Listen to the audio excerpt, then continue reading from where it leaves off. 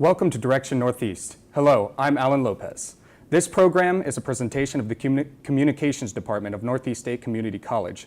The central focus of many colleges and universities is their libraries. But as technologies change, so does the library. How are libraries changing, and what can you expect when you visit one? We'll meet our guest and start our discussion after these messages. My name is Anthony Adams, and I'm IT support specialist at Northeast State Community College, which is also where I got my start. If I could offer any advice to anyone out there that's looking to pursue their education, my advice to you is just do it. Once you talk to someone here, you will see how easy it is to communicate with the employees here, and they're very willing and helpful to get you on your way to pursue your career. Our guest today is Chris Demas, Dean of the Basler Library at Northeast State Community College. Direction Northeast will examine your local library and see how new technologies and other changes are affecting it. Chris, welcome to Direction Northeast. Hey, thanks for having me, Alan. Mm-hmm. How are you doing today, by the way? Doing great. Well, that's good. Well, tell us a little about yourself. What exactly does the Dean of the Library do? Well, I basically manage and supervise the library, the employees, and I basically make sure everything is running smoothly. Oh, nice, nice. So as we were talking about, the technologies are definitely changing right now, and the library has been around for an extremely long time. Can you talk a little bit about, well, first of all, how long have you been doing this? I've been doing this for, I think, almost 20 years, since 2001. Okay. When you started out, how are things different now than from how they started out back then? Well, academic libraries have changed just in the past 20 years, even 30 years, that the change has been absolutely dramatic. Early on, you had this heavy reliance on print materials, print books, print reference sources, things like that. And of course now, with the internet and the inclusion of all these electronic resources, everything from articles to journals to blogs to e-books, e-audiobooks, all these things, with the internet, it's made us rely less upon the physical and the print-based things and rely more upon the online electronic stuff. Absolutely, absolutely.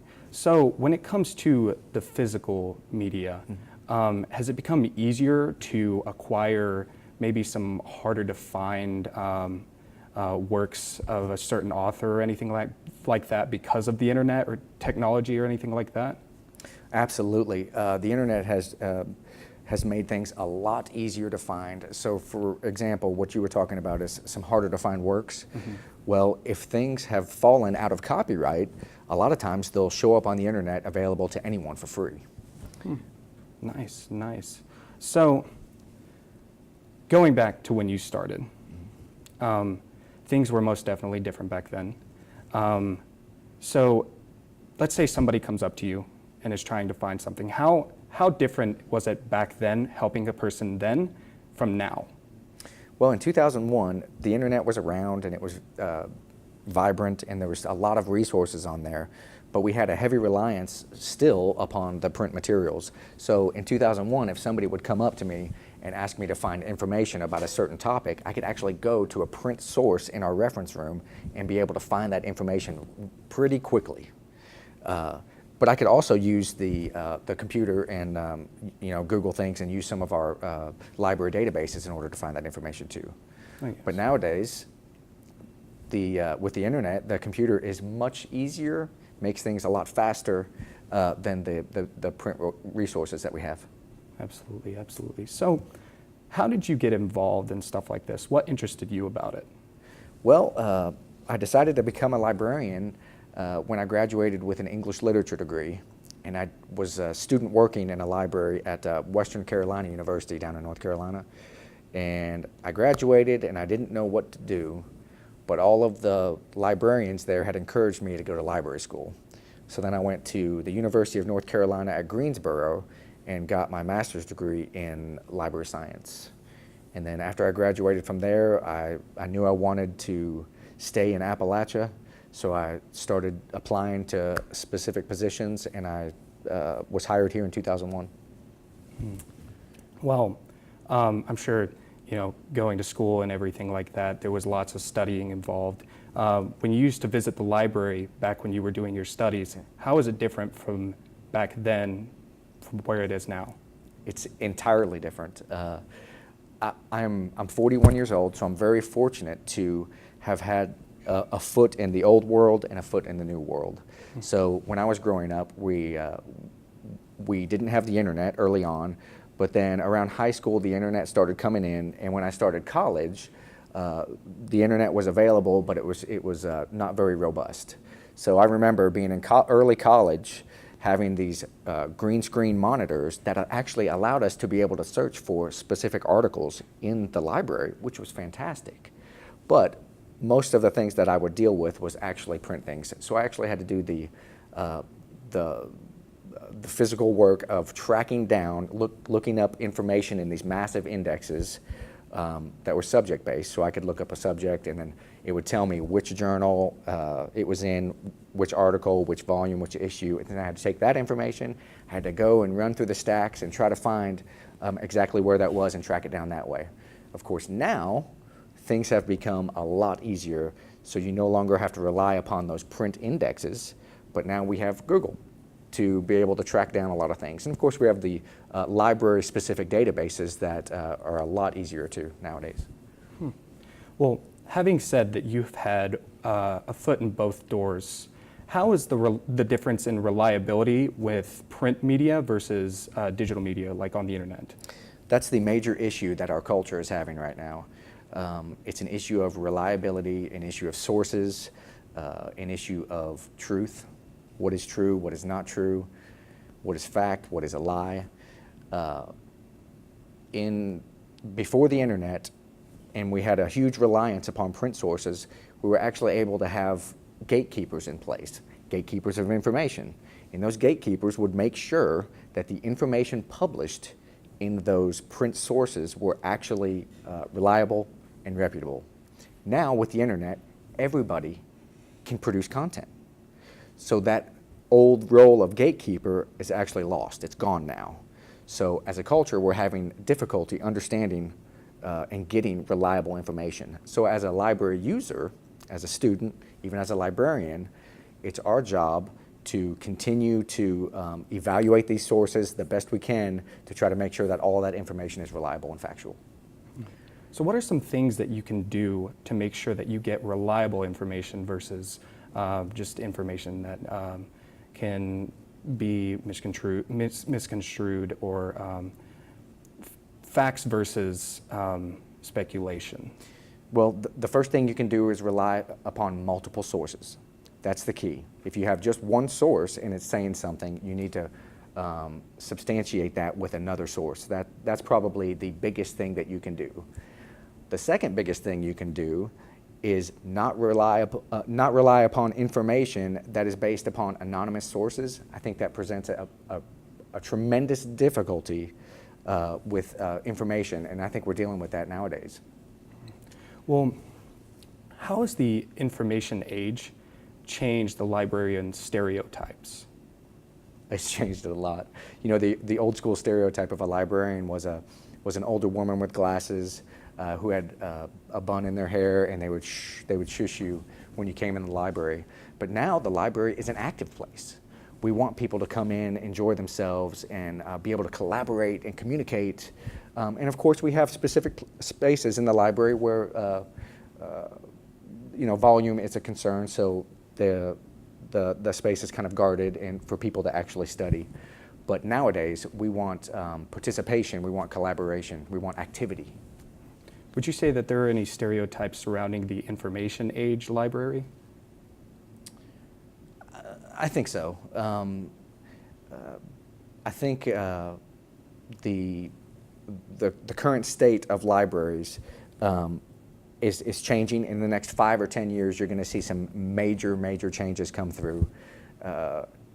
For instance, here at the Northeast State Library, we have a very large print collection. We have about 70,000 volumes. It's fantastic for a community college. It's a wonderful collection.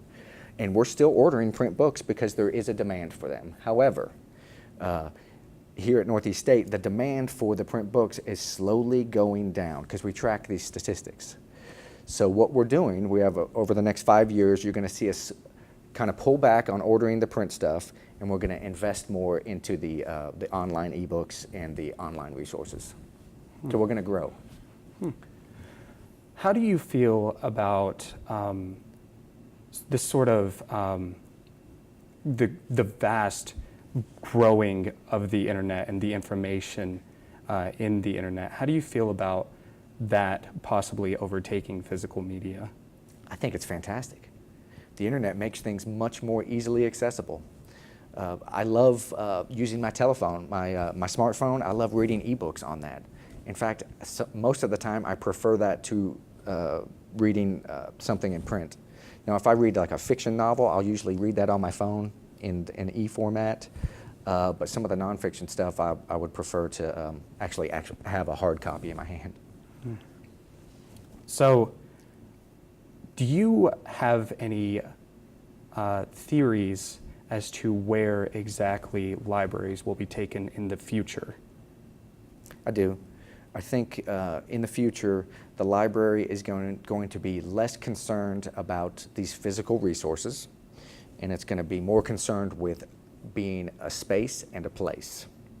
So, you know, we talked about the activity, the participation, the collaboration that's going on in the library. I think over the next 5 or 10 years, you're going to see the library still being the center of campus, but as a place and a space for that academic, non-classroom study. In terms of teaching and resource, how much do you have to deal with fair use and copyright, stuff like that? We have to deal with that often, but it's something that we're educated in and that we can actually deal with. The biggest concern, of course, on a college campus is plagiarism. So we have to educate students on exactly how they can write their papers and not steal the words and ideas of the sources that they're using. So we teach them how to correctly give credit to those people that they're getting the ideas and the words from. That is actually the biggest thing here on the college campus. But copyright is we just make sure that we do the right thing and we're not using things inappropriately. Do you think the internet has loosened copyright laws at all? I do. I think it's loosened them a lot. It hasn't loosened the laws, but it's kind of changed the way that we think about copyright. I think Napster was a very large lesson for us as a society. So Napster allowed users to connect peer-to-peer. So you were on a computer and I was on a computer, and Napster was this middle ground. They didn't store anything, but they allowed me and you to exchange information very easily. So if you had a song that I liked, I could actually just reach in there and download it from you. So what this did was it actually changed the music industry forever, because consumers, you and I, were actually wanting to get music electronically. In the music industry at that time, everything was still in that physical medium. So what they did was, because of the prevalence of Napster, they actually forced the music industry to change and allow more things to be electronically downloaded. So, how do you feel about databases? Has the databases of information, has the internet helped improve them, or has it helped push them away? I think it's definitely helped improve them. The databases that we had years ago, you know, this is probably 30 or 40 years ago, we had the way that we searched for information electronically was through a database called Dialog, and it was very rudimentary. The person actually had to have specific training on how to enter in the words that would be searched for.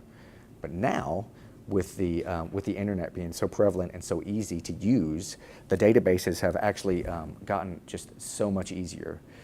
So since my time here, since 2001, I've seen a tremendous amount of changes in the databases. So for example, when I first came here, we had an online version of our card catalog. So if you wanted to find anything physical, you could actually go to that specific catalog and type in what you wanted and you would find it. Now we have what's called a discovery service. So we're able, with the discovery service, we're able to combine the physical stuff and those online resources. So the Discovery service is actually one single place that you can go to and search all of these things at the same time, instead of just going to each one. Earlier you had mentioned plagiarism and how big of a problem that is here on campus. Can you elaborate on how, and maybe give some tips on how students can prevent plagiarism, especially considering that the internet has provided such a vast database of like information? Sure. I don't think it's a big problem on our campus. I think it's a big problem for colleges worldwide. It's an issue that everybody has to deal with and everybody needs to educate themselves about. But the biggest thing for students to know is that if they're going to use someone else's words or ideas, they must attribute the information to that specific source. Otherwise, it's plagiarism, it's copying, it's cheating, it's falsifying information. So the biggest thing is to make sure when you are writing that paper, you take notes of where you're specifically using those sources, and make sure you leave the space in order to attribute that to the original author, and make sure you're not doing it unconsciously too. So the key is to be aware of it and to acknowledge it, and then you'll be safe. Let's say a person is writing a paper and they have very similar viewpoints as someone on the internet, but they have not come across that same viewpoint. It just happens to exist on the internet or in some kind of works or something like that. Could that be considered plagiarism since it is similar ideas? It depends. I mean, we all know what a light bulb is, right? But there was a guy who invented the light bulb. So if I'm talking about a light bulb, I don't necessarily need to reference the inventor of the light bulb, right? Because it's common knowledge. So there is certain things that are common knowledge that we don't need to reference. However, it's always good that if you are doubting yourself and you think that this might be an idea that you may have accidentally taken from somewhere, it's better to go find a source that actually talks about that idea, use that source in your paper, and then cite it out so that you can cover all your bases there. Does that make sense? Going off of that, there's an application called Turnitin, which helps you figure out if there's any like plagiarism in your paper. Can you explain to me how accurate or inaccurate that service is? I think it's really accurate because of the internet and the vast amount of information that it can check instantly. It's absolutely incredible. So yes, I think it is pretty accurate, pretty reliable. Where would one get that application? Is it a website, or is it? Can you get it on an app store or anything like that? I think the target audience of that application is actually colleges and universities and schools. So I'm not sure there is a consumer app for that. I think it's more dedicated to organizations. So there's a company that actually comes up with that product, and then they sell a license to specifically institutions. How has smaller technologies such as like tablets or smartphones, how has that changed libraries and access into information, stuff like that? I think it's changed the entire world. I think it is absolutely fantastic. So we went from no internet to the internet, and you're tied to a actual physical, very large computer, to now we have computers in our pockets. We have the internet available to us 24/7, and any information that we need is right out there.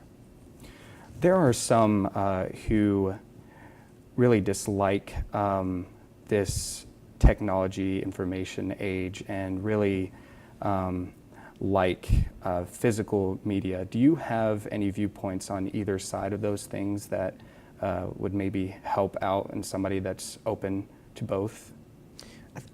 I think we're in that middle ground right now. So the key is to be open to both the old the print resources and of course the electronic resources. And the key is to not think about format so much, but to actually think about what the content is. Think about content first, and then you can deal with the format later. So how has technology changed training for librarians? It's changed it immensely. So for instance, when I was in library school, remember I told you that I had one foot in both worlds? So when I was in library school, I took a class on reference materials. So what they did was they give you this very long sheet of questions that you had to answer, and you were not allowed to use the internet. So I had to answer these questions by going through the stacks of the library and actually finding all of this information. So in that case, I learned just a valuable amount about how wonderful these print resources are and how valuable they were. But today, it's entirely different. Libraries are slowly dropping their physical collections, which means librarians are no longer able to use those, which is fine, but they're able to use the better databases that are out there specifically for libraries. So it's changed the training immensely. So now your librarian has to be really computer savvy, and also very savvy about what we call controlled vocabulary, which is basically using specific terms to mean specific things. So yeah, a librarian has to be very computer savvy. It's great. Are you familiar with any sources or works that are available in print but aren't yet available in technology medium? In an online format? Mm-hmm. No, I'm actually not. I think there probably are examples of that, but I'm unaware of that. If there are some out there, and assuming that there are, do you know of any ways to get that information and maybe make it more available to the public? Well, let me revisit the earlier question. So now that I'm thinking, there are like reference materials that we have upstairs that are not available in electronic format. So we've kept those so that we can use those. So there are probably sometimes later versions that may be available in the online format. But with the way that the copyright laws are written, libraries are actually unable to scan those materials and make them available to everybody. So it's something that we are not allowed to specifically do. Does that make sense? Let's say an author has published a book and he has long since passed away and the copyright laws on that book are up in the air. How would we get that information on the internet without avoiding copyright laws and stuff like that? Well, most things published before 1924 are out of copyright, so you can do a tremendous amount with those. There are a lot of libraries, specifically university libraries, that are actually going through a digitization process of digitizing those older works that are pre-1924 that have fallen out of copyright, and they can actually make those available to the entire world. Do you think that the internet is allowing certain works to be lost? No, I do not. I think the internet is actually opening our eyes to a tremendous amount of more information. So would you say that the internet is helping more than it's hurting maybe some of those lost books and works that have been written so long ago? The internet is a tool. The internet itself is a way to deliver content. So it can be very, very helpful, but it can also be very, very harmful. So the key is to think about it as, and recognize it for the fact that it is a tool. It's a tool that must be used wisely. Do you think that libraries need different footprints, different tools, and a different way of approaching, especially with how the internet is growing and technology is? I don't think so. I think there's going to be changes over time. And as the internet changes, we of course will adapt and we will change. But I think libraries are doing a fantastic job with dealing with the internet. How long have you worked here at Northeast State? Since 2001. 2001. How have things changed from a technology standpoint, like updates and how books are accessed and stuff like that since 2001? Yeah, well, 2001, we were a lot more reliant upon print materials. But of course, we had the internet, and we had computers, but there were no real cell phones, no smartphones.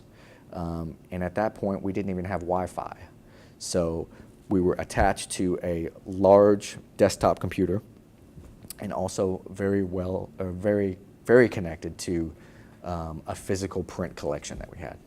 What makes you proud to be a librarian?